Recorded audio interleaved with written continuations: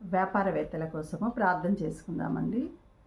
పరిశుద్ధుడా, ప్రేమగల మా తండ్రి, గొప్ప దేవుడా, మహోన్నతుడా, మహాగణుడా, నీ ఘనమైన పాదాలకు వందనాలు, స్తుతులు, స్తోత్రాలు చెల్లించుకుంటున్నాం తండ్రి. నీకు స్తోత్రములు ప్రభువా. మా 2 రాష్ట్రాల్లో కూడా ప్రభువా, తెలుగు రాష్ట్రాల్లో అయ్యా వ్యాపారం చేసిన వ్యాపారవేత్తలందరినీ కూడా మీరు దీవించండి, ఆశీర్వదించండి ప్రభువా. నీకు స్తోత్రములు తండ్రి.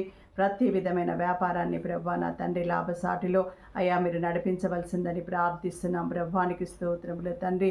ఎవరు కూడా ప్రభువా వ్యాపారవేత్తలు నష్టాల్లో కూరుకొని పోకుండా ప్రభువా ఒక్కొక్కరిని ప్రభువా మీరు లేవనెత్తి ఆదరించి ప్రభువా వారి నాయన తండ్రి వ్యాపారము చక్కగా జరగడానికి మీ కృప చూపించవలసిందని ప్రార్థిస్తున్నాం. దేవానికి స్తోత్రాలు, వందనాలు చెల్లించుకుంటున్నాం.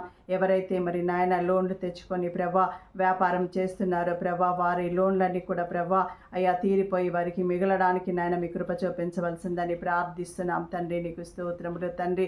ప్రతి విధమైన వ్యాపారాన్ని ప్రభా మీరు వ్యాపారవేత్తను ప్రభా మీరు జ్ఞాపకం చేసుకొనవలసిందని ప్రార్థిస్తున్నాము. దేవానికి స్తోత్రం. మరి నూతనముగా వ్యాపారం చేయాలని ఆలోచన కలిగిన వారికి కూడా ప్రభా మీరు తోడుగా ఉండి ప్రభా మరి వారికి నాయన మంచి అయ్యా నాయన జ్ఞానాన్ని అనుగ్రహించి మంచి వ్యాపారం పెట్టుకోవడానికి మీ కృప చూపించవలసిందని ప్రార్థిస్తున్నాం తండ్రి. నీకు స్తోత్రములు ప్రభా.